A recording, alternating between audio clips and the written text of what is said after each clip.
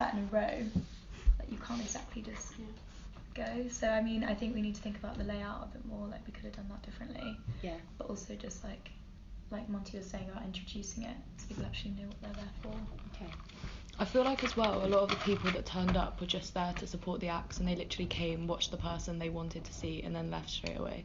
Like they didn't, like a lot of the people that saw, like some of the acts didn't come over to us at all. Like they literally just came, watched like their child, and then just left. Yeah. So it naturally turned into more of a student and friends and family event, didn't it? To sort of support their, someone they knew that was performing. So that's a real game changer, isn't it? Rather than people, were there any people that sort of came, like members of the public? I don't think there was. No, I don't think so. There were people that people handing out flyers to. Yeah. Came in and then just went back out. Okay. I was going to say that coming in though, a lot of the people that were in originally and came in at the start weren't donating to go in, because it was like very much a quick go in, whereas so a lot of people that went in, we were going to do a suggested donation entry of £2. Okay. Whereas everybody else past a certain point did. It was like a lot of people originally didn't. Right. So they went in too quickly, and there wasn't that chance. Yeah. No. We gave all our stuff to the other group, so. Yeah. And they sold all of it. Yeah. They owe us money for that. Yeah. You I had think your it should come out of their budget. I was just going to say, I feel like we could have improved by knowing about this now. We could have gone for a different genre of music. And I think with it being acoustic, you have to listen to it whereas if it was some sort of more high tech music, then it would have been more of something that would have played out of a radio or something like this. Whereas acoustic is it's heartwarming, and that's you watch it, Yeah. Yeah, and you can't really talk over it. We couldn't. Feel rude. Yeah. So we wasn't even talking over it because we felt rude. Yeah. So how do you expect the public to want to talk over it? Yeah, definitely. I think the musicians were amazing, and actually it was really heartwarming. Was it Liv? Did you book the? Yeah, me and Josh. Yeah. Oh yeah, you and Josh. Yeah. So really, because they were really talented, and it was great to see. But I suppose it's just you never know until these things come together, do you? And there's so many factors. It's what kind of audience have you got? So we've already said the audience were friends and family, so they were just there to sort of see their son or daughter. The room was quite small, so maybe it's a bit more intimate as well. So you feel a bit more exposed about chatting or moving to go and pick up a leaflet. But yeah, if you were going to do different music, what would you do? So you're saying more sort of. I think just without maybe we could just play something that there isn't someone there, so then you don't feel rude interrupting their music. You know what I mean? Because I think that was a big factor, what Wes said. And because the act was right in the centre, whereas I feel if it was to the side, it might have been Yeah, because we built up with the lights and everything around it. It was people would have walked in and thought that was the focus, which it kind of was, but. And it's okay that it ended up being it. I think it's interesting to pick it apart a bit and go, that's maybe not the plan, but the event was successful. It was a really nice evening of music. The room looked really good. And there was lots of clear information about the cause. So looking at that separately, it was a success. So if I went there and I didn't know your planning and your build-up and your ideas, I would just kind of look at that and go, yeah, fab, that's brilliant. So that's worth sort of talking about a bit in your evaluation, what you think something's going to be, and then what it actually is, and then how you sort of deal with it. So you didn't all kind of go, it's not what we thought. You just went with it, which is good. Oh no. I keep coming back to the beginning of the event, because that's the first impression everyone got walking into the room. Yeah. And I feel that had a huge effect on how the event went on through the night, because no one was talking, and there was quiet chatter for 10 minutes before the people actually started playing music, but no one introduced us, and I felt we didn't take control of the event. Yeah, I think someone was meant to, but I asked Megan to do a sound check, and she just started playing her whole set. So I couldn't. So she was one that asked for a sound check as well. Yeah, but she just played a whole set. And so she just went into it. Okay. Did you have a plan? Was someone going to do the introduction or? Not really. No. I feel like Zara would have done it. Yeah. I think that's one of the things that we did that was like a what's the word I'm looking for? Just like thinking on the spot. Like that was a problem solving thing, because people just did fill in, and like when we thought there was no kind of attention going on to our stalls, like Monty went and said like there's something going on. It didn't have a massive effect, but then at least people were aware, and like I don't know, that was good at the time. Yeah. And Zara did a little speech as well, didn't she?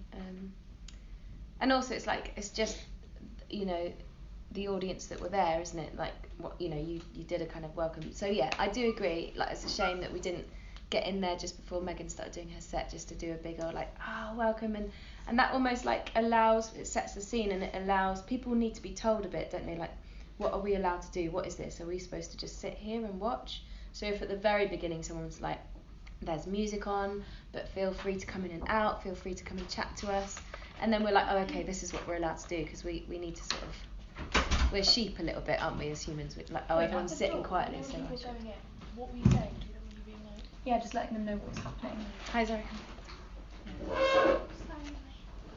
So we're just evaluating the event already. Okay, what else? Over to you a bit more. I didn't want to talk as much, so what other things do you want to pick apart? I think the prices for the products were a bit too high. But then we wouldn't make, yeah. But we had to do those prices because Dave spent that extra money on the toothbrushes. And then the other group sold them for £2 and sold them all. Yeah. Wait, what do you think? Like, oh, they're free. We would have made more money if they had bought them and they didn't. So, I think it would have been better if they were a little bit lower. Yeah. How much were they? They're £3 each, which yeah, I think is really expensive.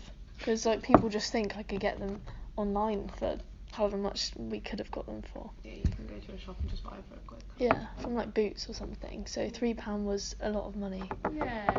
And I feel guess, like yeah, no, go for it. I feel like it was awkward telling people that it was £3 because like you come to an event, you don't want to be spending loads of money on a toothbrush. I don't know. It depends. It's also about you had less opportunities for that interaction as well. So if there were more people coming and chatting to you and asking, you could say, oh, you know, we'll do it a bit less. Or sometimes there's that expectation of, okay, it's an event for charity. I didn't put my money in the thing when I walked in, but I'll pay £3 for a toothbrush. Also, I feel like we didn't like say like why we were selling toothbrushes. Yeah. We would have just been like, why they're toothbrushes. Like we didn't really like say what the issue was with them. You know? Yeah. So how do you think could you have got the message across even more? I think we should have got a speaker, Yeah. which obviously they all. We fell did through. try and get one, Yeah, but like, it just didn't work out. Because then they could have introduced like the issues and stuff, and that would have like brought the audience being like, oh, here's a thing that we can do to help. Buy a toothbrush. Like, And this is why we're here. And yeah. Okay. Yeah, I think planning and communication before the event, because like putting everyone on the spot during the event is really difficult, and you can't expect anyone to just like come out with a really nice plan on the spot. Yeah. If we had planned it out more and had clearer communication, I feel like it would have been more foreseen. Okay. And we should have I feel like each team, like content and raffle and stuff, should have spoke about what they were separately doing, so people knew who to go to for what and like what everyone was actually selling. You mean to the audience, sort of saying, oh, yeah, and also that sense of who you were a bit more as well. So a bit more on like, you know, we're students from. Hiya, you're right. Yeah, of course. We're students from Exeter College. We're doing this for a reason. I think Zara, you spoke about it a little bit, didn't you, when you did that one of the introductions? But I didn't say much. I just thanked them for coming and what the event is about. Yeah. Okay. That's it. Basically. And Monty, I was out of the room when you did when you were speaking. Was it just kind of a little reminder of, please? Yeah, I was just like, thanks for everyone for coming. There's food and drinks and stuff. Okay. Stuff you could buy. What about logistics? What about when you first turned up? How well do you think you were all working together as a team, like getting the space ready and talking to each other? I think we got it all done quite. I think it was. We got it done quickly, but it was really stressful. Like I had my name screamed like 10 million times, and I didn't know what to say to everyone because we didn't have a clear plan of where everything was going, and that's like a planning issue. But I didn't know the answers to a lot of questions. I feel like that was a bit out of my part. It was what I did wrong, and we didn't plan the room design because we all had exams, so there was no communication there. Sure. So it was just like really just thought of at the moment. And quite difficult when there's a lot of you in a small space as well, like trying to make decisions. Yeah. So if you were to do it a bit differently somehow, so let's think about this for starters. A lot of people are sort of saying your name a lot and wanting to know answers to questions. Could that have been delegated differently, or could people have worked more in sub-teams? Or? Yeah, I think it should have been more like, because it was about where we're putting decorations mostly. Yeah. And that wasn't really my job role, like, and I didn't really know what the plan was. And like, I'm happy to help, but it was like, I think we should have had a clear plan. Like, it just happened that way. But another thing with the room was when we got there was like cups and tea and rubbish everywhere. So that was just, I guess, a factor that we couldn't help, but it was just, one of those things. But we kind of dealt with that well though, like with the getting the stuff quickly. Yeah. There were like over 40 chairs as well. Yeah. And the tech guys brought in like so much like stuff. Why don't you just put them back out? Well, we did, and then we got someone to get over there, but like we were waiting at the reception for like